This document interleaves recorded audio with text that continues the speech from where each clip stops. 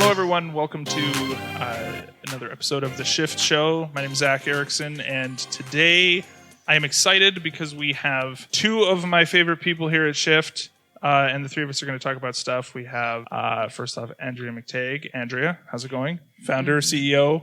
Oh, very fancy. Yeah. And as well, out of our Calgary location as well, Sarah O'Brien. How's it going, Sarah? Hello, it's doing good. Good. And we thought we'd take an episode today.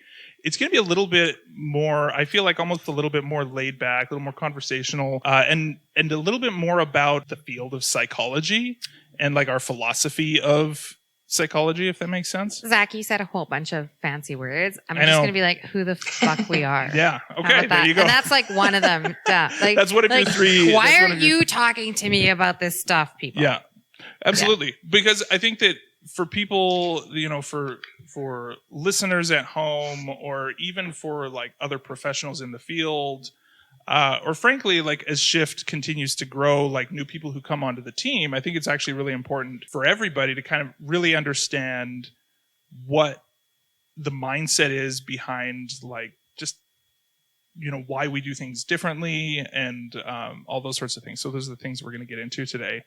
I am super excited about it as well. We're going to be talking about, like, Andrea, when you think about this topic, how do you think about it? I think about it as like, why, like, first of all, like, what are we doing? Mm-hmm.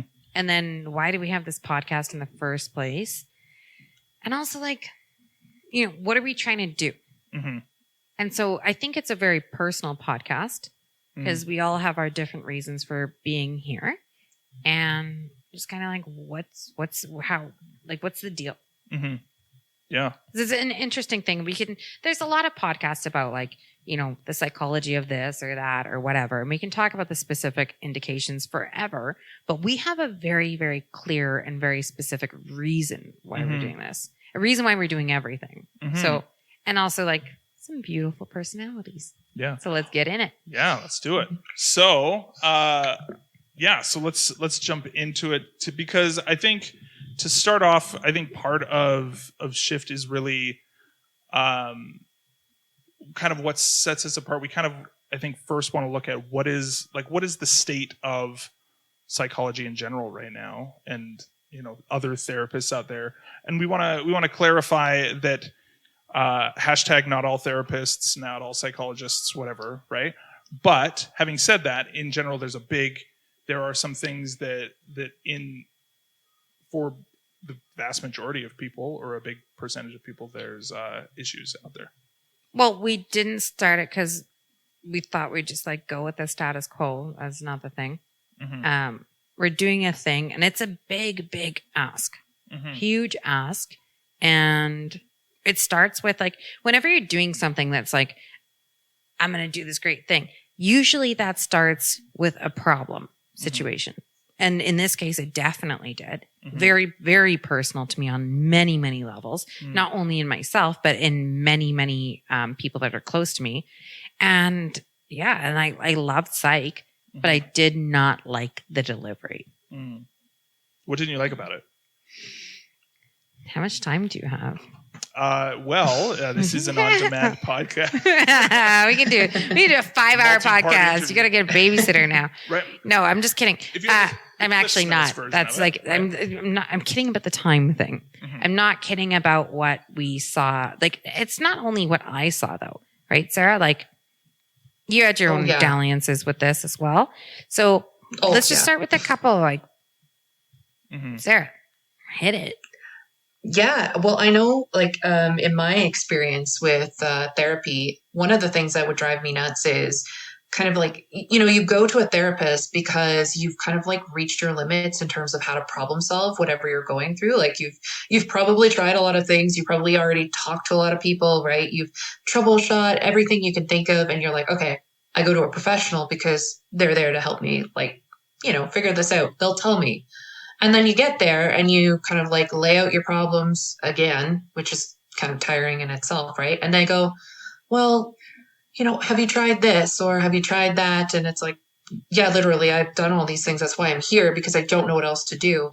okay, well, why don't we do a little bit of like a thought experiment or, like Let's something do some where, deep breathing exercises. yeah, Or you like, or you get a worksheet that you could have downloaded off the internet. That's also yeah, cute. yeah, pretty Love much, that. right? It's like, why don't I Xerox this like, chapter from a book and you go and read that and then we will like talk about that again So next week. we'll talk about what you think about that, which is Yeah, even better. yeah. Like, what do you think about your responses? I was like, well, I don't know, obviously. Mm-hmm. It's like, I know that's why I'm here. Can you help me, please? Because it's like, if I knew, well, maybe I might not be here, right? So I think we found a shift to deal with a lot of these problems. One of which was, in my estimation, that there's not a lot of communication from the field to who buys it. Like in physical fitness, right? We understand that there's different kinds of workouts. We've got like yoga, we've got CrossFit, you can go to the gym, you can be a bodybuilder, or whatever. In the field of psychology, it's looked at as like therapy is one thing, which it isn't. You should go talk to somebody. Yeah. As if that's like... Yeah, sit on a couch. Okay. We know there's a couch and talking involved. Yeah. And that's kind of where the explanation ends. Not cool. Because it's not true. It's not like that. We have a different way of doing it. We don't do talk therapy. Like we have a little chit chat and then we don't do talk therapy. But the public doesn't know that that's an option or that you can, reprogram the way your brain works in a neurobiological level in certain instances and whatever. So I think it started with that. And then it started with how much I hated it. Like how much I liked it and how much I hated it.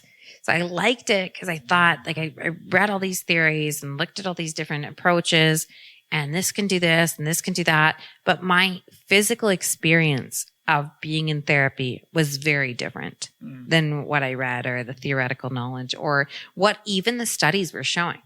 You're like, okay, I should get X and Y from this treatment. But it was very difficult to find that treatment. Instead, I ended up looking for like a fit. And I was like, a fit? Like, I don't like a lot of people. Like, well, I like a lot of people, but I don't like a lot of people as well. So how is that related to what I was trying to purchase? I was trying to purchase an outcome. Why is it on the client to find somebody that will be a good fit for them instead of like on the clinician to be a good fit for the client and to adapt to the client or to like, to create an outcome?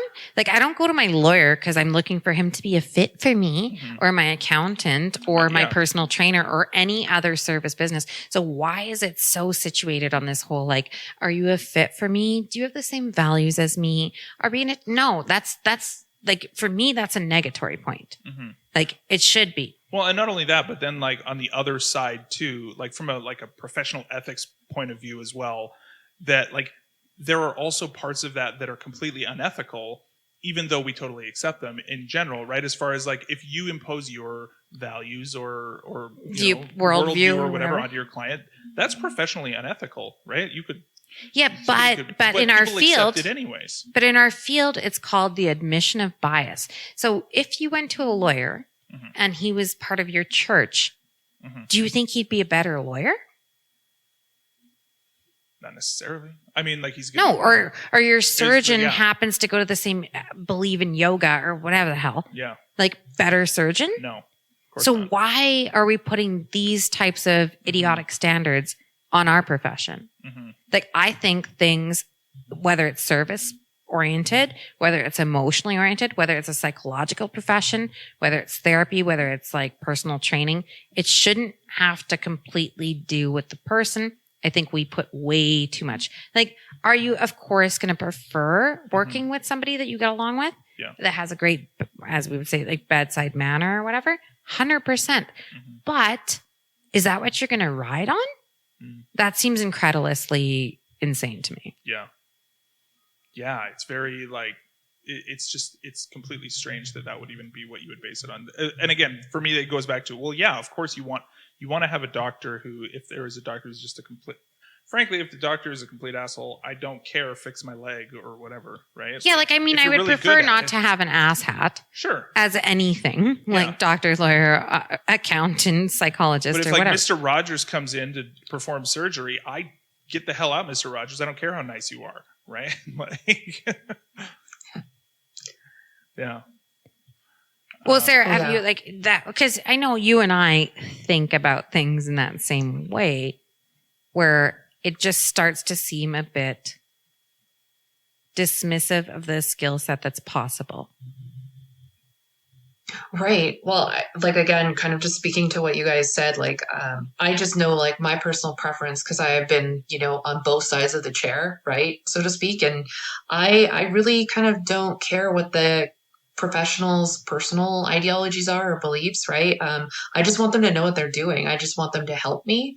And at the end, yeah, in terms of doctors, it's like, well, I don't care. He could be like the crustiest old, bastard in the field, but he's like the best at what he does. It's like, fine, that's okay. I'll deal with it. I'd rather not have like a permanent injury from, like the Mr. Rogers type. It's like, oh, he's really pleasant, but now I can't walk. So, it's kind of about what matters, right? So. Well, exactly. And it's not like you went to the Mr. Rogers type because you needed a pat on the back. That's not what we do. And I think it's denigrating to our profession to have so much focus be on that.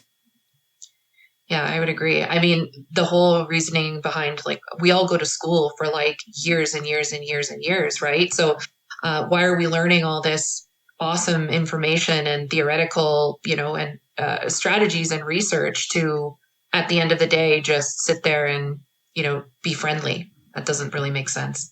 Mm-hmm. Doesn't really make sense. Yeah, it's pretty weird, right? Well, and I think too that there's a certain degree as well of like you said, like there are things that that we could be doing that, like for me, when you think of, oh, well, you should go to therapy and you should talk to somebody, right? It's like the idea that it's interesting because when like here at Shift, we have a particular protocol. And when I explain to people, this is what we're going to do, this is how we're going to do it, this is what you can expect afterwards, which basically like things that for the majority of your life have been a trigger will no longer be a trigger, right? This emotion that you've carried around for your whole life, like you're not going to have to carry that around anymore. They're like, what? That's even possible? I'm sorry. You have a game plan? Yeah. Like, and that's the thing. Like, well, that's what's so idiotic about some of the different forms. And I am very, I'm very opinionated about certain forms of therapy. And, when you come in to your psych and they don't explain how they're going to do what they're going to do and why, and they haven't thought about that, that's a problem. Like, get up off that couch and leave, because you're just pissing money into the wind now.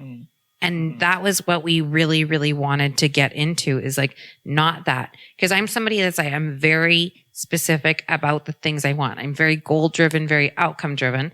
And I would want that for anyone I love, whether it was like my bestie or my husband or whatever. So I wasn't okay with the idea of, I'm just going to go in there and you're going to do something arbitrary with me. Even in the medical field, we do see this, right? Whether you go in to your family doctor, he'll just you'll tell him some problem, he'll write you a script, not explain why. And if you don't give people context and you don't have a game plan that is repeatable, scalable, and tested, and it's interesting because psych is a scientific field, so they say, right? So anything in the sciences should be repeatable, scalable, and testable. So why are we not? Yeah. And I think that part of that is that there is like an assumption that people just accept that people are too complex, therefore snowflakes. You've got to just make, like there's this mindset that you have to make up a new therapy for every client, or that you need to just draw on your expertise. And then it's the whole in the therapy world, it's like, is a therapy an art or a science? But okay, so how idiotic is that? Like, we understand dog breeds. We think every human on the planet, all 7 billion, whatever the fuck amount, is. That's my second fuck. I only.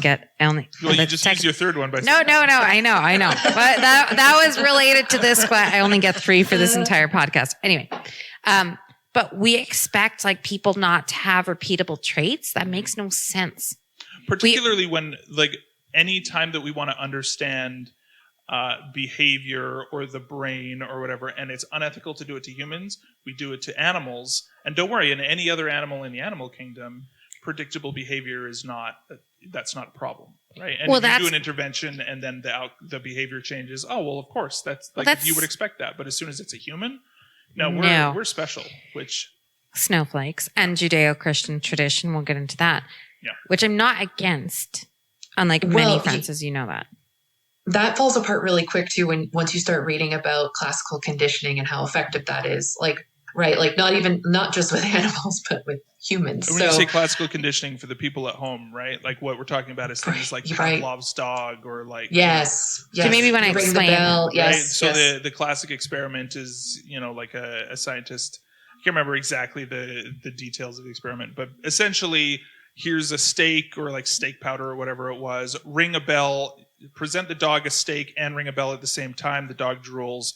Do that enough times, you ring the bell and the dog's going to drool all by itself. Right? Whether the steak is there or not. Right. Or the one that I always use is like the tiger in the grass, right? So like there's a tiger in the long grass and that's terrifying. And then your brain remembers that. And then, the grass is blowing in the breeze and your brain's like, oh, okay, well, now I got to remember, and you get anxious even just because last time was there. It's guilty by association. Well, it's an evolutionary construct, right? Like we need to understand our world in patterns, which is why I think it's ridiculous that we have created a field of psychology that's all individual. That's not true. Like we don't do it for dog breeds. We don't do it for like kids. Well, like now that's starting, but people are patterns. Things are patterns. If you didn't think it was a pattern, you wouldn't know the scripts to behave in certain environments in the same way. If we all go to a restaurant and we're standing there and the hostess is there, we all know the script. It activates. That script is part of a pattern. So it's nonsensical to think that you're going to go into an environment. There's no pattern. Everything's like whatever it's going to be today, however you want to lead it. Like it makes no sense. So I had these thoughts, which is when we started to like figure out, okay, well, what are we doing here? Right. And that pattern theory started to expand, especially when we saw it across like numerous clients and client experience. And that's the thing that Shift came about to do, is kind of address that and then push the field forward. Because, I for someone who's a massively passionate psychologist, I am so critical of the field. Mm-hmm. Zach is smirking right now. Yeah, totally. Yeah. Not because I hate it, because I think, we can achieve a level of excellence in our field and really, help people use the skills in our field to create like massive growth, massive betterment. Like it's a beautiful tool when used appropriately. And that's our whole game plan, right? Is like change it. Because we've essentially seen no growth in the field for 45 years in terms of outcomes, which I think is fucking disgusting. That's my third fact, by the way. You can have that one for free because it's like the only way to communicate that. Yeah, I get to keep two. I'm going to add one too. I feel like I get two more. Right? Because but yeah, the amount of like progress, and that it's just like, well, that's just, people are complicated and this is hard work and, all of those things. And like, granted, yes, you need to be able to adapt. You need to be able to do all those things that you're saying, but it is woefully insufficient for that to be the only approach that you have. So. Well, I think Sarah and I would agree with this one, especially. It's like, I don't care what, if I hear studies say, okay, I don't care what studies say. I care about like, what are we doing that are actionable points or deliverables in real life? Yeah. Absolutely. Yeah. I think that's so important too in our field because our field isn't always easily quantifiable, right? In that sense, because we do deal with some things that are more abstract. So just having that structure, having that plan is so important, I think, and helps really just define like what is an effective outcome, right? So it takes something abstract and does make it more quantifiable in a sense.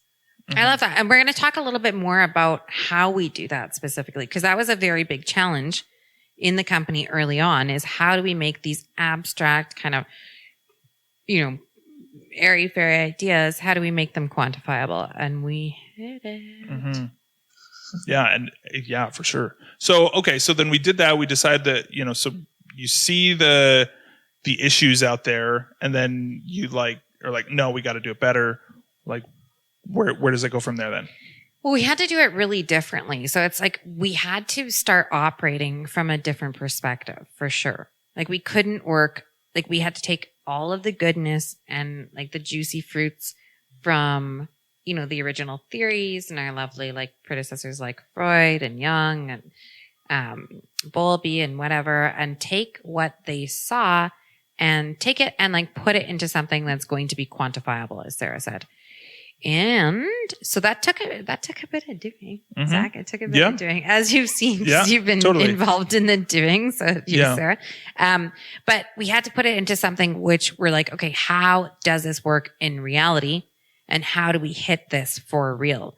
And then to what point, right? And the point is that we want people to use it in a bit of a different way than psych was traditionally used. I think, so first of all, a little history lesson. So when we started with theoretical psychology, right? And that didn't have a lot of grounding. So it hooked up with the medical model. It's like, hey, medical model, do you want to date me? So I legitimize myself a little bit more. And then we got into, Sarah's laughing because she's like, we're dating now. But the problem with that is then you get into this like label-rific sort of atmosphere. And the thing about labels is they don't solve anything. So Zach, you have this and this and this. You have generalized anxiety disorder and OCD and then the ADHD and then also you're like, okay, and then what? And then. Do you remember that scene? What movie is that? And then. I can't remember. At the drive-through. Anyway, 90s babies, you'll all remember that. But we didn't want the and then. And we didn't want the theoretical model either. We didn't want the medical model. And I sure as almost said it. Okay. I sure as blank did not want that hand-holding, comforting, Mother Earth model either. What I wanted was the how do we address these things so not only they're addressed in the moment, but they're addressed going forward as well. Because what good is it if you have to rely on somebody like in every single moment to rehash like what happened in your week? That's not good. We call that codependency in any other relationship. So wouldn't like it in a therapy relationship. So how do we really, really get in there and bolster somebody for life? Well, and I think that like to your point, it's almost as though like if somebody had my go-to is often like knee pain, right? It's like if somebody had knee pain and they went to the doctor and the doctor was like, well, here's ways to cope with the pain. It's like, no, doc, like I've got pain here. Could you do an x-ray? Can you do surgery? Or can we do I need to go to physio? What do I need to do? Like, don't just tell me how to deal. Don't just put me on painkillers and tell me how to deal with it. Tell me how to fix it, right? Well, let's fix it will you please fix it? And that's the thing that, yeah. And this is the thing about the profession. I think a lot of it is like how to manage things or how to cope with things, which is good. Like we're not negating any of those points, but what does anyone come in really wanting? And it doesn't start with coping. Yeah. It starts with like, how can we solve this? Now, well, I think too, chances are that person, if they've been living with this issue for a while, like they have something in place, right? Like they have been coping. It may not be like, the ideal way we would hope, but they've got something there, right? So they want like the solution. They want the fix, not like, oh, more things to try and like use my energy on besides fixing the thing. Okay. Well, especially when it's like going back to that medical model for a second, right? It's like somebody going to the doctor and saying like, I have a fever. It's like, well, take some ibuprofen or like a cold compress. And upon further examination, turns out this person has like a huge infection in their leg. And you're like, maybe you should treat that, doc. Right? Like that's the thing that you need to treat. Don't just give me these deep breathing exercises and send me on my way. Like Yeah. that is, this person will die if they have an infection like that, right? Well, and I think the other thing on top of it, it's not only wanting a solution, which I think is the major thing, but it's also like, I want to understand. I want something to organize. So this is a key component of like Shift's therapeutical. That's not even a word. Therapeutic. Fire me. Therapeutical. Oh yeah. Yeah, no, it's good. Therapeutical. It is now. English is an ongoing, evolving The language. therapeutical model. Okay, Yeet. but it's not. It's not only the solution thing. It's also like a way to understand what is happening. Because I don't want you to just go cut me open and not explain why my knee is messed up.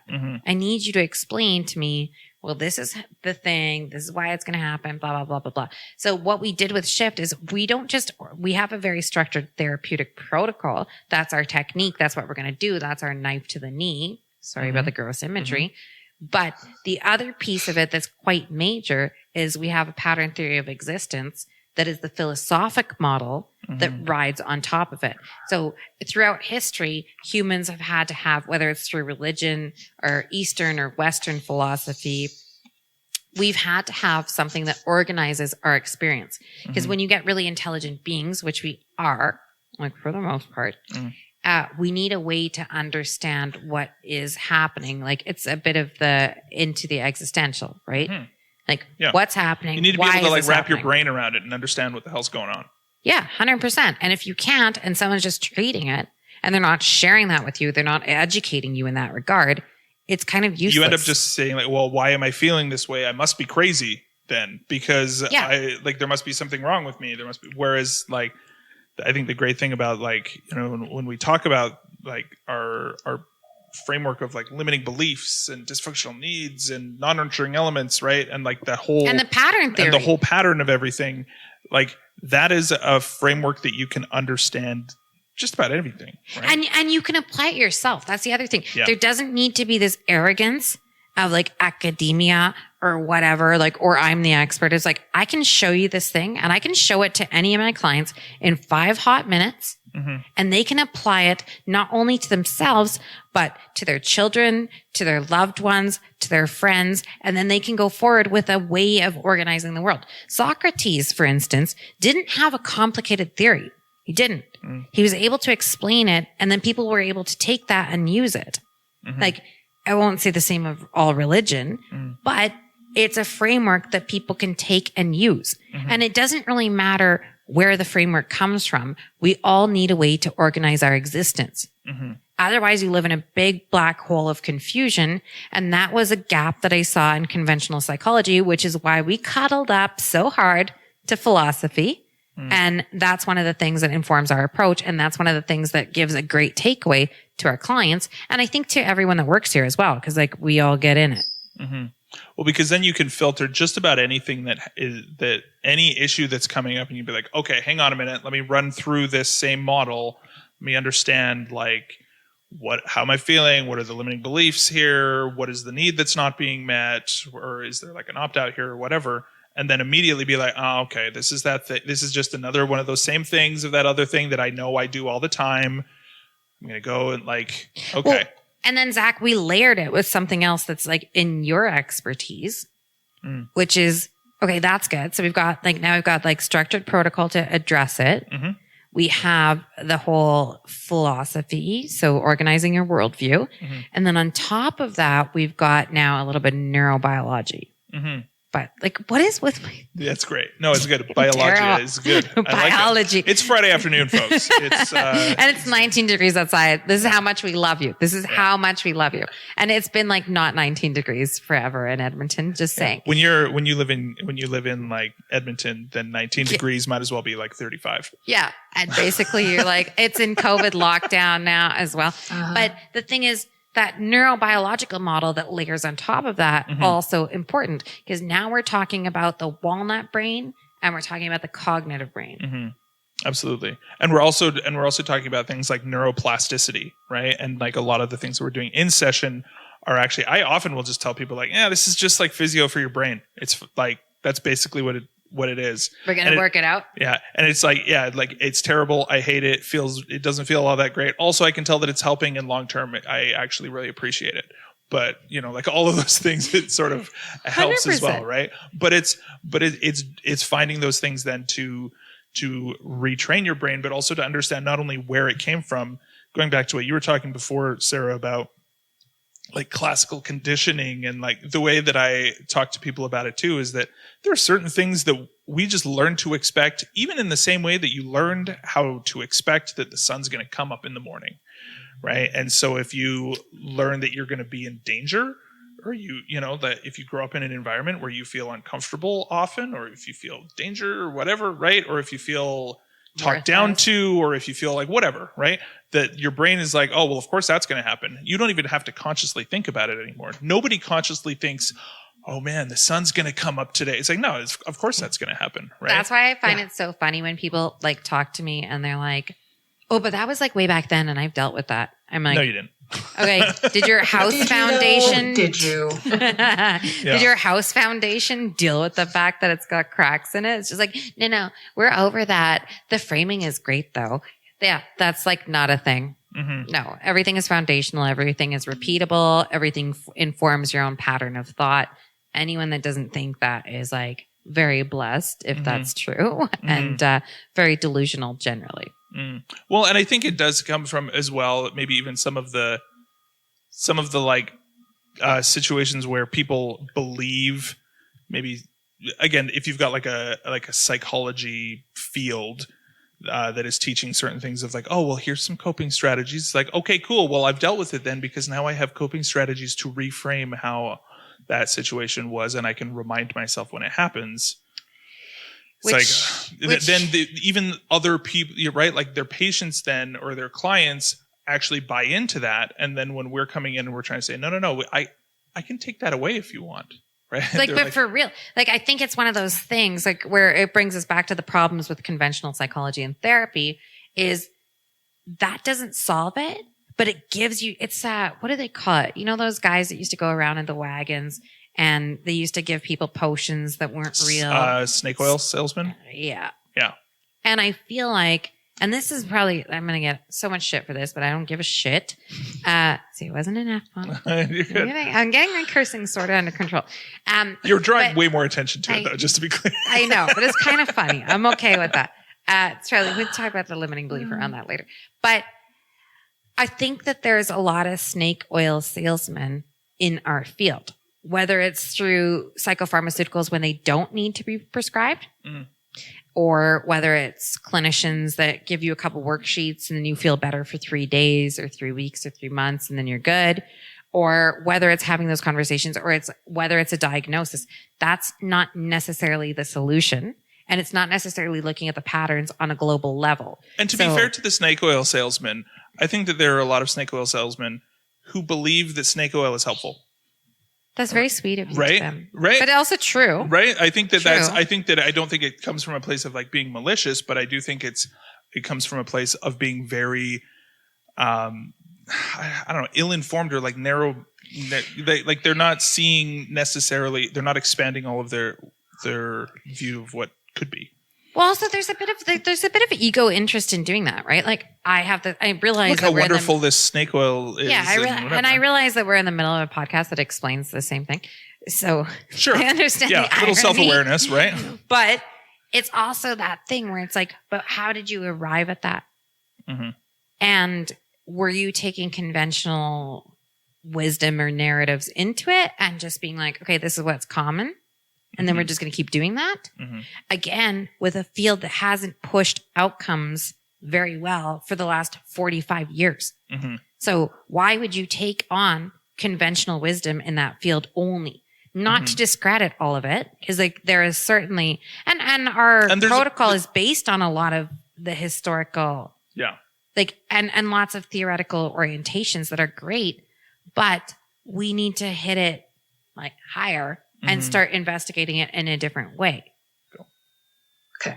So yeah, just kind of speaking to both of what you guys were mentioning here earlier, I think part of where some people get hung up, right, or lost in some of the more like conventional therapies is this idea that information equals solution when really like we know that's not the case at all, right? So having like a diagnosis doesn't give you any solutions.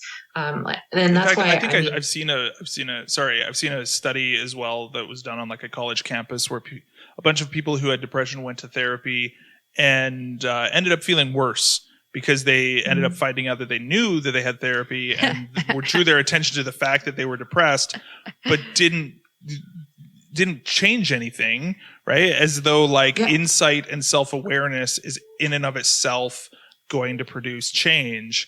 And for some things, granted, maybe sometimes that is like, you know, where you're just like, oh, shoot, okay. For a period of time.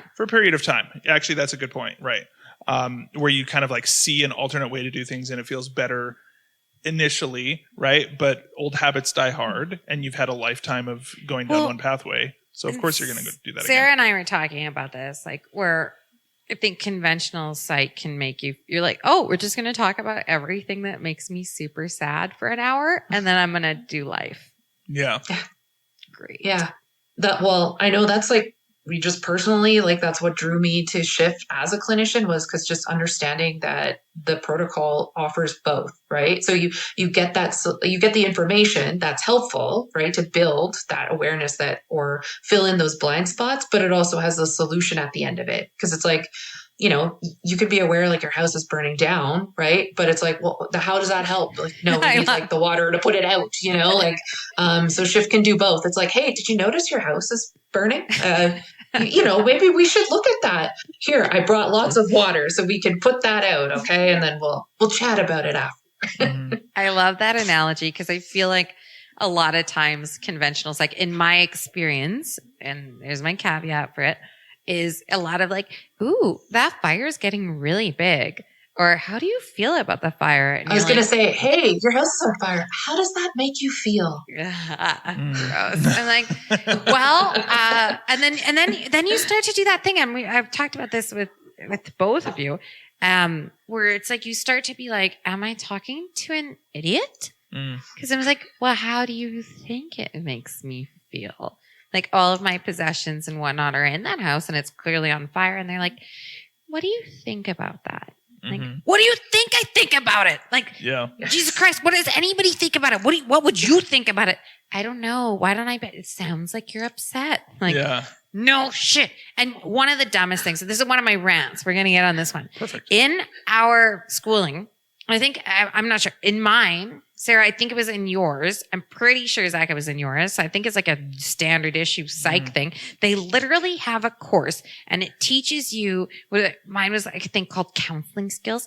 So what that meant to them was to teach paraphrasing, which would be like you look really upset, Zach, about the fact that your house is on fire. And I'd be like, and you'd be like, oh my God, my house is on fire. I'm so upset. And I'd be like, it sounds like it's very upsetting for you. Like that's something that they actually teach in university. And that, to be fair, I will say this one thing about that is that like what defender. For me, no. The reason that, and I tell people this particularly a lot of times I will find myself actually teaching some like male clients that thing where I'm like, okay, the next time your wife is upset, just do this. Like, this is how you help people feel heard. That's like, it's not your job to fix the problem. And like, obviously it's not enough, but right. Like for me, going into being a psychologist, being a fixer, it was very helpful to know not to be an asshole and try and fix it right away. I'm going to give props to, I have this couples therapist guy. He's out of Atlanta. He's amazing. His name's Greg. If you listen to this, you'll get all blushy and whatever. And he said, look, this is how it sums up basically communications when you're like offside with your partner. He's like 3 words. And I was like, I love you. And he's like, no, that must suck. He's like, just remember that. And when they're upset, just say that. Now, that is very different to me though. Like that was good. You don't want to have that be the thing that you go to a therapist for though. No, right? But I literally needed to go to a therapist. No. What I mean is that response, right? Like you've got to, like, therapists out there have to hold themselves to a higher bar than to think that like my job is to just sit here and like, oh, I'm sorry, that's really hard. Yeah, but like the thing is, like, I'm like, if I'm sitting in front of somebody and they're so damn inauthentic, not Greg is amazing, but if they're so damn inauthentic that what they're doing is mirroring back to me, imagine that in any other service industry. So I'm like, oh, my quads are tight. And my personal trainer was like, seems like your quads are tight. And he's like, okay, useless. Or I'm like, hey, my books are a mess. And the accountant's like, seems like your books are a bit of a mess. Like, do you see where we're going with this? It's useless. Oh, absolutely. It's completely like nonsense rhetoric. Like, say it, whatever, but then follow it up with something that you're actually doing to solve the problem. Follow it up with something useful. Well, and it's so disgusting. And I think it denigrates our entire profession. I think it's very insulting to our clients, first of all, because when I'm sitting in front of a clinician, like me being in the chair, and they're like just mirroring the shit that I say, I'm like, I think you don't know what you're talking about now. And I think you have no solution, which also means I think you're burning my money for a little snake oil fun. And like, that's how passionate, I know I'm like sounding a little psycho right now, but this is how passionate I am about this field, which is why we do the thing like here. Yeah. So that's my rant. That's my rant number 2. Rant number 2. I get 6 rants and 3 fucks. Wow. Okay. That is not qualified as part of it. But again, and I think that's, and again, like that is something that a lot of people, and this is something that as much as you can say like, oh, well, I went to therapy and I didn't have that experience. I'm sure the people at home listening to that, right? Good. And that's their thought. It's like, good, you found a good one is the first thing. But the number of times that I have a new client come in and I ask them what their past experience of therapy was, and it was like, I just kind of talked to somebody and it was kind of nice, I guess, but they were pretty passive overall. And it's just like, oh, okay, well, that's not how I do things. Like, we're going to do, and every time that I explain, got a plan, this is what we're going to do, we're going to get to the root of it, and then we're going to treat it, and you're going to feel better. And they're like, oh, this is way better. Right. So, of course, but like having a game plan for basically anything on any planet, on any like whether you're studying martial arts or whether you're trying to study for an exam or whether you're trying to parent, like having a game plan is never going to be a problem. Yeah. Like it might be the wrong game plan, but as opposed to not having a game plan, like, and I don't think I tell people all the time, I'm like, I am always open to something that's going to be even better than the plan I already have. Yeah, but and it's most of the time the plan is pretty solid. And this is why it's so idiotic. Do we need research to say that having a game plan is a better idea than not? We've all been grocery shopping. Also, the right? research actually backs this up, by the way, that well, having it a should. game plan I is hope better, so. Right? I hope so. But we've all been grocery shopping. We've all gone like a bit hungry and like gone to the store. What do you come home with? Oreos every time. A bunch of pizza pops, and that's your fault, sir.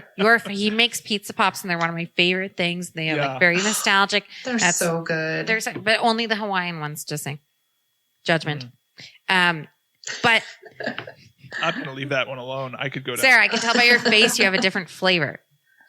Yeah. You're a pepperoni girl. I was just thinking about the like chocolate milk and pepperoni one days, like, lunches in school with the, just Hawaiian. a plain old, Okay.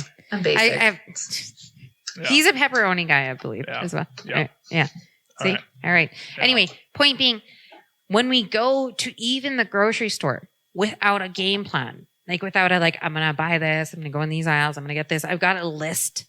And essentially that's what we have. We have a list of things we want to achieve. Now, if you see something really beautiful, like maybe there's beautiful tomatoes or a cake on sale or whatever the hell, it's not like you're not going to deviate from the list, but you have a game plan, which means you're going to come home with hopefully close to whatever the hell you were supposed to come up with so that you have a week of not eating Oreos and like pepperoni pizza fridge pops. Full of like right? Lunchables or whatever. Yeah. Or like, you're like, oh, this chocolate's great. I got some Cheetos. Yeah. No, like we're trying to get something done. And if we let our emotions lead it, and let's be honest, when you come into therapy as a client, you're not coming in like super calm and like, you're like, oh, I got this. No, you wouldn't be here otherwise. So that's why it's dumb to completely let in my opinion, I'm getting judgy now, but it's dumb to let your client lead everything because you're supposed to be providing a skill set and a service. And if you don't, I think it's insulting to the client and insulting to their finances and their time. And that is a totally different thing than wanting to get them talking and wanting to understand, but to have like a systematic way to get all of that information, to get their perspective and how they're seeing things. But it also doesn't go so far as when you see, those beautiful tomatoes or that cake on sale or whatever, it doesn't go so far as you're like, nope, got to stick to the list, right? Mm-hmm. Like there has to be a bit of flexibility in it to make it functional, but you have to come with a game plan, a really structured one. And the other thing is, if you have a grocery shopping partner, you can't just be like, we're only doing what I want, but I'm not going to tell you anything about what that is. Mm-hmm. Right? I have this list and I'm not. And I think that I'm secret checking it off. I do think that that's actually one of the things that goes unmentioned a lot as well, is that part of me likes to think that there are a lot of therapists out there who do have a game plan, but they're like the person who's grocery shopping and they're like, I'm not telling you what's on my list, right? And not that they actually intentionally hold it back, but that more than just like, they're just so nebulous that they're like, yeah, no, the list's in my head. Don't worry about it. Well, I have the list. Along. I have the list and I know because I have the list. And you're like, can you show me the list? No.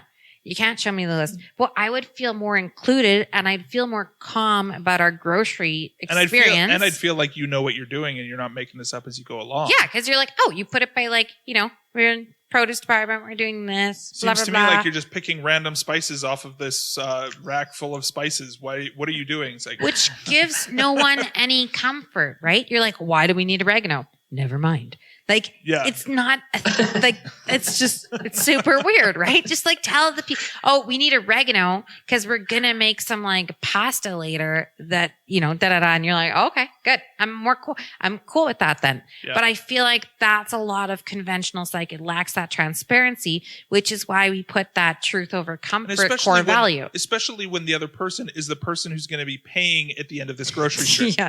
You're like, right? Why are we buying the $15 wheel of brie? Right. Yeah. Right. Because we need it. Yeah. It's crazy. No, it's completely insane. And like, obviously the bias and the caveat is that our way of doing things is very specific.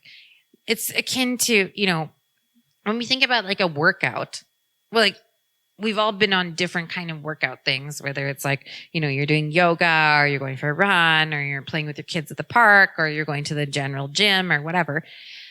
Therapy is very much marketed in mainstream media and by its own self as like one thing, like a singularity. Just go to therapy, talk to somebody. Yeah. What does that mean? Yeah. No, go work out. What does that mean? Like, what are we doing with that? Like, how am I bending? What are we doing? What's it look like? It is a lot of different things. And we wanted to really define it for the people that are going to be the purveyors of our thing. Like, you should be able to know. I want to know whether I'm going to yoga or a spin class or running, because I'm not going running. My husband was like, I'm going running. You should come. And I was like, I think you need to take some drugs. That's terrifying. Yeah. That's like, no, I hid in the woods when we were doing cross country in junior high. I feel like I'm going to keep this tradition up. Yeah. Hardcore. Totally. Right? No. I want to do yoga where I get a pretty mat and like some blocks and like a pretty stretchy outfit. Like we're not doing that. But you should be able to know that about the experience in order to be informed about whether you want to consent to it or not. That's the irony of it, is that informed consent is considered such a big thing in our field, and yet nobody tells you what you're doing. Right? It's kind of like you can leave whenever you want. Like, I can think of a lot of circumstances in which I would not prefer that to be informed consent. Yeah. Oh, absolutely. Yeah. I have lived some of those things that I will not go into, but that's absolutely... That's a different podcast? That's a totally different podcast. But absolutely, like that's the kind of thing that like, this is what you can expect. These are the specifics. And I can explain to you all of exactly why we're doing them. And then you're like, okay, cool. Now I know why I'm getting on this boat and I know where this boat's going. So. Well, I think the other thing about it, which psychs, like not all of them, obviously, huge caveat. We're not talking about all of you. I'm just talking about most of you. So calm down. The ones that give us a bad name. Yeah. Which is. Yeah. We haven't done the outcome studies on that, but I'm just kidding. Sure. But the other thing is, a lot of psychs get really uncomfortable about talking about the fact that there's a financial piece to this. Like, we don't come for free. So if I was a consumer of anything else in the world, I would want to know what I am buying. Like, what am I getting? Yeah. But this is where the profession actually itself is challenging. Well, because what you just said, but also it's very difficult. And I'm going to say something and probably get me in shit, but whatever. Even our college, which is our governing body in the jurisdiction that we're working in, you're not allowed to post testimonials. So how do I know, Zach, whether you're a crappy psych or Sarah, whether you're a great psych? Like, I could find testimonials for a vacuum cleaner and the right fit, right? But like, why can't we do it for psych? Because it's going to be a power differential. Well, no, that's called like also lack of information for the consumer, especially in this day and age. Well, especially like you have to question like, it's all under this idea of like, oh, well, you will, you can't post them because then somebody will post a really good one and that would, you may have coerced them into it. It's like, okay, fair enough. But like, personally, I think that maybe that's just an excuse so that you don't have to get a bad review. Well, Sarah, like when you like, I don't know, when you go shopping for anything or try a new restaurant, like what's one of the first things that we do now? Oh yeah, exactly. Like I always look at the reviews. And even if I'm buying something off Amazon, I'm like, okay, what do people say about this? Like even if it's a book, like I want to know. I'm like, it's still my money, right? Like we all work hard for it. You don't want to just like, throw it down the tubes, finding out that you got a lemon, right? When it's advertised as, I don't know, like a key lime pie. Well, like, I want that. I want the best key lime pie. But it's also like one of those things where it's like, it's not necessarily just about the stars, right? There might be something in those reviews that tells you maybe you like a tangier key lime pie or a sweeter, creamier one. Like if you're talking about a profession that relies apparently so heavily on fit, then why are you not allowing people to have enough information on fit? So it's either about fit or it's not. But I feel like it's extremely hypocritical in the in-between. Well, and I think too that going back to what you were saying before about like I want to get back to the we were talking about like the bias and the caveat on like our own sort of like, what we're not saying is that like our way of doing things is perfect for everybody, right? And that it's whatever, No, not at all. Or that it's going to be that it's like a one size fits all.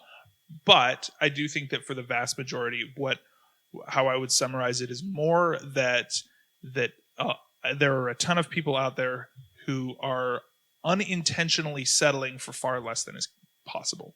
100%. And and what we're simply saying is like, no, like hold yourself to that higher standard, hold yourself to a standard and to a method that is going to get people to an amazing result. For their concerns, right? Like, absolutely. If you're more transparent, you're like, this is what we're great at. This is what we suck at. Also, this is what you're getting. If you want, because there are people that maybe want that supportive therapist. There are people that are maybe dealing with more of the psychiatric concerns. So they need a little bit more of coordination of services with a psychiatrist or whatever. Fine. But we should be able to explain that before they buy it. Not like when you're in that room and you're $200 in, because we're fancy expensive. Like, you should be able to come to an informed decision, hopefully before, not always necessarily, but hopefully before, right? And I think that we have to be more forthcoming with that. And one of the things that I saw that really disturbed me, we were going through on Psychology Today, which is a big, what do you call it, directory? It's like the yellow pages of therapists. Yellow pages of therapists. Yeah. And when you look at it, it's like I do this concern, this concern, this concern, this concern, this concern, and I do this type of therapy, this type of therapy, this type of therapy. I'm like, that tells me then nothing about what you actually do. Exactly. And I think that is terrible. And that's where people that are selling psych, like we are selling therapy, are not being discerning enough because, and it caused me to question from my business person head. I'm like, if you say they're saying like, I'll take any job. I'll take any job. I'll take any client. Well, that's not a thing, right? Like if we think about it, the restaurant industry, If you're a burger joint, you're a burger joint. If you're this, you're this.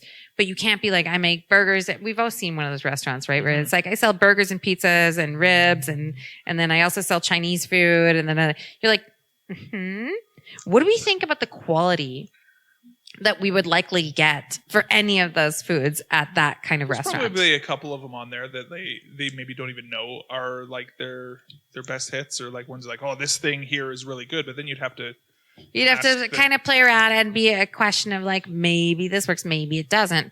Versus if there's that, every city has one where there's that, actually, I'm going to use Zwick's Pretzels, which is right around the corner from me. And it's a pretzel joint. Okay. They sell a couple of sandwich pretzels, but they're like pretzels. That's what they do. And they do it. And if I had another F to give, I would give it to them in an F. Yeah. Because they make some damn good pretzels, but they're very specifically oriented to, we make pretzels, we have a couple sodas, we have a couple sandwiches, like super tiny little joint. And what do you think the likelihood that their pretzels are the best pretzels that you could get? Super high. It's good. Yeah. There's going to be something on there that's amazing. Now, if we go back to previous restaurant example, you're probably not going to think that that's like the best pizza joint and donair joint and, everything else or whatever, and steak and poutine and Chinese food, like all in the same thing. And that's what we decided to do, though, is pick the thing that we do best, which does have a far reach. Well, this goes back to like when we booted couples therapy, right? Yeah. Right. I think that's a really good example of that, where it was like, sure, there's some things that yes, couples therapy is for very specific things. There are certain things that can be helpful, but we can't guarantee a positive outcome for X percentage of clients. Or to our standard. With any kind of predictable result, right? Like what is much better is send both of them to individual therapy. You guys both work out your shit.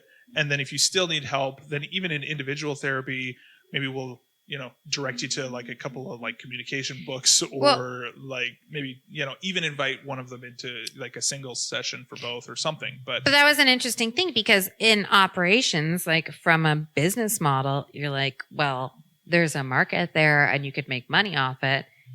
And that flies in the face. And we're very, very, very governed by our core values. It's like, no, if we can't deliver and we're not pushing the field forward and we're just like selling something because we can, that's the selling the pizza and Chinese food model. Not interested. Not interested at all. Like, so burn it, and burn it with the reason and knowledge and in a controlled burn. Like, but I think we have to do what we can really, really well so we can push things forward. And that's not to say that couples therapy can't be beneficial for people. I do think there are lots of people who get benefit out of it, but can you predictably deliver it to the level that, and can we deliver it to the level? Right. Because the amount of training that goes into our individual therapy is a lot, right? So we didn't have the resources to train, to create the trainings, because we have this whole background Shift Academy thing, and a whole bunch of time that goes into training our already super educated psychs. So we didn't have the resources to also train them on the couple stuff to the level that would be acceptable for us. Or like, and when I say for us, I mean, if we were personally experiencing it. So it's not to discredit couples therapy completely, but it's like, we can't hit it at this level. Can you make it reproducible at a high enough level? Yeah. And I don't know that anyone can, like, I mean, hit me up if you're a couples therapist and you got that, because I'd love to chat with you. The step by step that is going to make it perfect every time. No, but I would legitimately love to chat with somebody like that. But I don't know. I haven't seen it, and we have to do what we do really, really well. Because as far as I see it, like, Sarah, you could be a client on my couch, I could be a client on yours, and that's the only thing that's like going to drive us to make it like excellent. Yeah, absolutely. A little perfectionistic complex. I bet you can pick my limiting beliefs, right? Well, that's, but again, I think that there's, I think that that's also part of that like aspirational driving force of like, if you're going to do something, then looking at it through that business sense, like, be the best, right? And that is something that we just are motivated by being. So, well, and because I think that I don't think there's any option, especially in the like. I mean, the alternative is to phone it in, right? The alternative is to phone it in, which doesn't make sense either. I just can't. And yes, that's a false dichotomy, and there's gray area and whatever. But that it's choosing to aim high. Well, it also it further just kind of differentiates what we do at Shift from, some maybe like conventional quote, right? Like psych, because we do have like high standards for ourselves, right? Just because we also believe in the potential for all our clients to like live their lives like on their own terms, right? Like we kind of preach that, like optimize your life, right? So we have to be in a position as clinicians to be able to like coach them through that. We can't be lazy, right? Like we can't be kind of like, we'll just wait around for them to maybe figure it out. That's not doing a service for anyone. And it certainly isn't, I don't think, creating a positive, more positive narratives about therapy either, right? Because again, speaking to the financial cost too, it's like, you don't want to go and just, have somebody stare at you for an hour and like, did you get it yet? Okay, well, let's try again next week. Like, no. And then like not say anything about why anyone's doing anything also.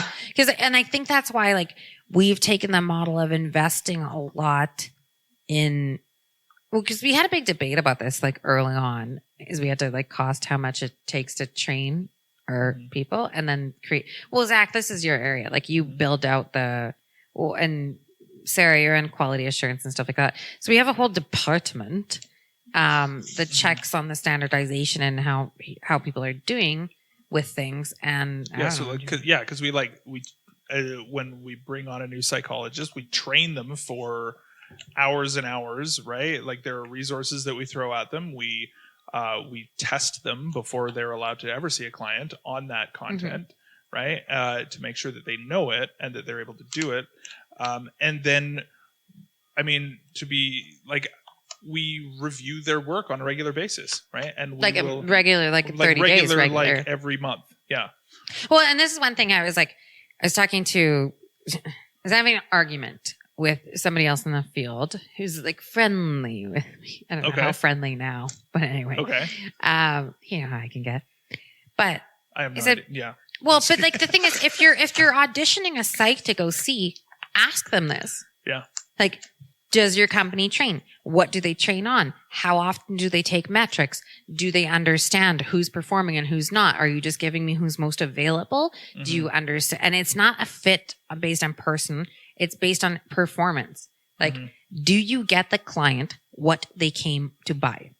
Yeah. That's it. That's the only thing we care about in that regard from the client experience is like, was it nice and easy? Did they get what they wanted? Because if I go into a store to buy pants, I expect to come out with pants and pants that I like and that the salesperson was not snooty. So it was a good pants buying experience, right, etc. And the change room door wasn't one of those like terrible curtains that only like closes or leaves a gap and whatever. Like that was Sarah's like, yeah, on it. Said every girl exactly in the world. What you're saying. Yeah. It's like, did I have a good experience obtaining the thing to get the thing? That's it. That's why we want to deliver, but it seems really, really difficult in our field. So that's why we like put so much damn energy, which is a lot. Yeah. Well, and at the same time though, I do think that like for me personally, as I've kind of been like overseeing this stuff, I've really strived to have that like, again, like that high standard of where we want to be and what we're doing. But at the same time, pairing that with like, hey, this thing over here, not okay. Like we need to do better. And also, come on, like, we're going to help you get there, right? Like, I think but that yeah, it's not good like, we're also creating a culture of like helping every psych that comes through our door, like that to get and reach that level because we understand and appreciate and are confident in our approach enough to know that we can get everybody to that level if they just sit down and do it. And I can say that because I pushed when it was just me before we had all this training stuff here, you you were very patient with me at the time, but like you would come in and you'd be like, can you tell my husband that just so he knows? What are you doing? Like, why are you doing this? Like, well, this is why. And I would get super defensive and this is why. And here's all these things. And this is why you're wrong, Andrea. And you're like, okay, that's fine. And then eventually I was like, oh, fine. Like she's bugging me with this enough times. Fine. I'll try it your way. And damn it, it worked better. Right. Yeah. But this is the thing also, because we work from that collaboration for excellence. Mm-hmm. Like, and we'll counter this. We're going to have, Sarah, you're going to witness a very sweet moment now. So Zac gave me a lot of accolades right there. But also, like, when we are working on this stuff to create that culture of excellence, it's not like me telling you because I'm brilliant. Like, how many times did you give me shit about some dumb idea or like something that we should have changed? And Sarah, you included, right? So it takes that collaboration for excellence. We want to put the best people in the room with the strongest voices to be like, no.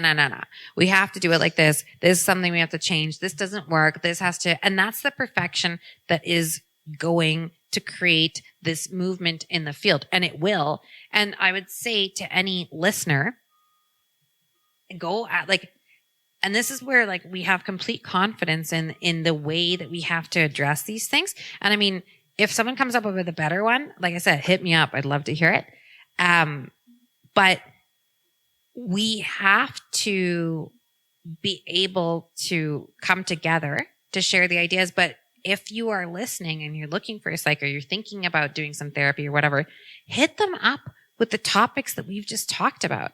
Mm-hmm. Like, what do you do for training? What do you do for QA? What do you quality assurance? What do you do for metrics? What are your core values? What are your philosophies on this and this and this? How do you wrap it? Is there a structured protocol? What are the delivery times? How do you run it? Like, if they can't answer those questions, don't put your money down. Yeah. How would my particular problem, how would that fit into your framework? How would you look at it? Right? Like if it's like procrastination, for example, right? Like how would you treat procrastination? What would you do? How are you going to make my burger? How many pickles do I get? How long is it going to be ready? Like, you tell me. Yeah. And if the answer is basically like, well, coping strategies and here's a to-do list or whatever, like it's all just behavioral stuff, that's not going to get you there. It doesn't matter how much you know if you haven't treated that underlying problem. Well, for me, if somebody gives me some acronym about something that they have, I'm like, A, you better be able to explain that. B, if you're just printing off worksheets from the Google and I could get them for a whole lot cheaper than you, also not interested. Also, if you don't understand your underlying philosophy and then how you're going to get me from your theoretical orientation to deliver on the concerns that I came in for, also not interested. Because remember, psych is an expensive thing. And I wouldn't go in without trying on a $200 pair of jeans. So don't go in without trying them on. Like, if someone can't answer those things, and if you are whip smart and know it, and you've really concentrated on creating these things, you should be able to explain in 5 hot minutes, which any of us could do. And I don't mean any of us sitting here in this podcast. I mean, any of us could explain, this is what we're going to do. This is how we're going to start. This is why it works. This is the foundational theories, et cetera, et cetera, et cetera. And this is where we're going to get you to. And anyone on our team that can't do that goes immediately into coaching, remediation, et cetera, so that they can. Well, and I think that part of it too, demand more. What's interesting to me as well is that I think that there's so much of even just like how we're trained, just like the training things here. For a lot of people, we have to be very deliberate about, like, especially if we've got like a psych who's fairly new in the field or something like that, and we come at them. And I'm speaking directly to, if there are like new psychs who are working for Shift, listening to this and are terrified at the level of quality that we're going to be. No, but Zac, right? Some of our new psychs are the best. Like absolutely they are. They right? hit it. But also the fact that that for some of them that it's like, no, don't worry. Like, we are so confident in the thing that we are teaching to them that like, we're not worried about it. It's like, we will absolutely post it. We will point stuff out, but we will get you there. It's not a thing. Cause like some of we were talking about a particular news site. We won't mention whom, but like, it's not necessarily that you're going to get the highest performance from someone who's been here longer than someone else. It's about the training. It's about the openness to that. And I think that that's why we operate from that collaborative experience, but also the truth over comfort core value is essentially an exercise in vulnerability. Like you both have seen me do that so many goddamn times for so many reasons. Again, another podcast topic. But I think part of where the anxiety around it can come from as well is that if you tried to hold yourself to the standard that we hold people to with the old way of doing it, I would be terrified too. I wouldn't know what the hell to do, right? Like it would. I'm terrified. How would like? I don't know how to do that. I don't know how. No, to hey, look, we're not deliver consistent perfectionistic. results. We're performanceistic. Yeah. Right? And I think for people to be excellent, you have to give them enough room to be innovative. So if they see a gap in something that we're doing, that they can speak up and go, hey, I think it'd be better if we played it like this or that. You've done it many times to me. A lot of our team, especially our back end team, Sarah, we've talked about this, but you have to create enough room for people to have strong voices. But one of those voice pieces has to be, I don't know how to do this. Or I would like to improve this, which is a mark of vulnerability, which harkens back to our other core value of the truth over comfort. Absolutely. Yeah. All right. Well, we're all like professionals and we have that nurturing side to us anyway. So it's never scary at Shift, you know? Like learning, I think, has like been a lot of fun actually for me. I know I'm not so new anymore, but I really enjoyed my training with Shift just for that reason, because it was like real but also nurturing. So, and it just kind of puts you at ease. I liked it. It worked for me. So hopefully it works for the other sex too.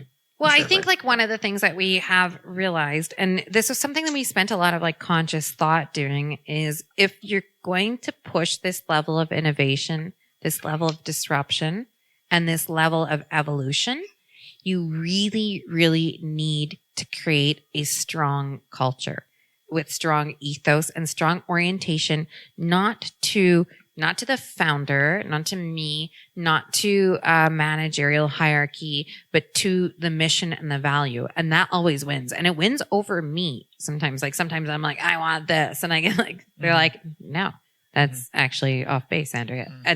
But it's like that egalitarian communication with a singularity of vision. So I don't know. I think it's good. I think that's what we need to do. Obviously, we're going to continue to evolve it because I don't know half the shit I'm talking about. I know the stuff that we've done. No, I know the stuff we've done to a crazy level, but I also know because it took so much time, thought, effort, team orientation to get to this, I know how much we also don't know. And I think that like sometimes there's it's this balancing act of like the things that we know that we know are critical and important. There's also I find there's that balancing act of being able to be flexible, not I guess flexible, but also just to be able to like reasonable, adapt and adjust and to be like and to keep an open mind still, like you're saying, and say like, you know what, but this other thing would actually take it even further. And so I think that that's really awesome too. I know we were planning on getting to like the core of value stuff today. I think we kind of. I feel like we kind of talked about it. But, I'm good with it. All right. I love talking to both of you guys. Yeah. Sarah, do you have anything else you want to add? Oh no, I love this topic so much. I was so excited to do this podcast today, seriously, because I think it's important, I think, because it's part of why I'm passionate about what I do too, and just in terms of like putting that information out there, right? Being transparent.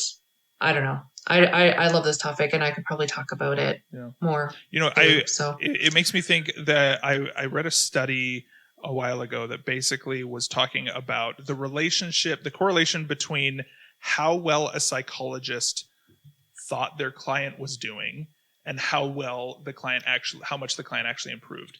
And basically the kind of therapist that you want is the kind of therapist who sits in front of you and says, yeah, you're like, I know you're feeling a little bit better, but don't get too high on yourself. Like, you got lots of work to do still. Right. And I think that is ultimately what we're trying to do for the field as well. It's like a basketball coach. You're like, you won that game, son. Yeah.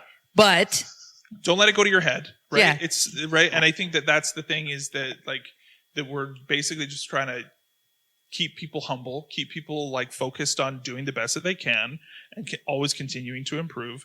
And that's really where we're focused. So, well, yeah, like not a depressive thing, but an excellence game. Yeah. Right. You're not going to like hit excellence by my dad's really good at this. He does that. you know, you could have a Learjet kind of thing, or you're like an amazing, but also like, where are you going this week? Or what are you going to do next? Or like, how good of a person were you or whatever. Yeah. So it kind of like that balance. And I think it's a bit of that, right? It's balancing that perfectionism and that other state where you're like, you can be very happy. And I think we're pretty happy with how we're trying to get at that mission. But you know, tomorrow we'll have another task on it. Yeah. And I think that the reason we did this podcast, I think, was to explain like some of like why we're here, or why we're doing what we're doing. Yeah, absolutely. Aces. Cool. All right. I think we have another podcast with the three of us coming up at some point. Yeah. So stay tuned for that one. We will, we'll be back then. Thanks for listening, everybody. Awesome. And Sarah, do you have anything else? No, I'm good. No? You're good. Okay. It's Friday, man. Come on. It's 5:00. Let's go. All right, everybody. Well, we'll see you next time. Bye. Bye. Thank you for joining us for this episode of The Shift Show.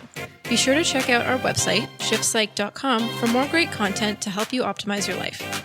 Follow us on social media at ShiftPsych, and let us know if you have ideas or things you'd really like to hear about on the podcast. If you found this useful or interesting, which you probably did since you're still here, please share and review the show. And make sure to subscribe wherever you get your podcasts. This lets us know that you like what you hear, so we can bring you more of it. The podcast was brought to you by ShiftPsych's results-driven mind trainers. Thanks for listening, and we'll see you next time on The Shift Show.